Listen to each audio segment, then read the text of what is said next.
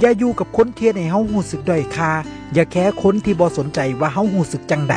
อย่าเสียน้ำตาให้กับคนที่บ่เคยหันมาเบิ่งยามเฮาห้องให้อย่าเสียความเป็นเจ้าของให้คนที่บ่ให้เกียรติเฮาอย่าเบิดความมั่นใจเพราะคำบอกของไผบางคนอย่าเสียเวลาพิสูจน์ในสิ่งที่เฮาฮู้คำตอบอยู่แล้วอย่ายอมเฮ็ดซุอย่างเพียงแค่อยากชนะอย่าเบียดเบียนเจ้าของเพราะอยากให้คนอื่นพอใจ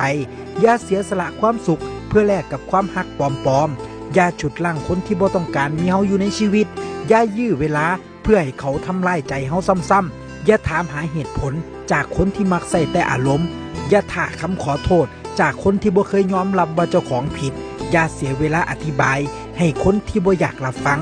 มันบ่ง่ายที่สิตัดไผออกจากชีวิตแต่มันก็บ่ยากเท่าฮักเจ้าของหลายพอเฮาต้องตัดสินใจสิทนอยู่กับความรู้สึกแย่ๆหรือเปิดโอกาสให้เจ้าของได้เลือกอย่าย่านการสูญเสีย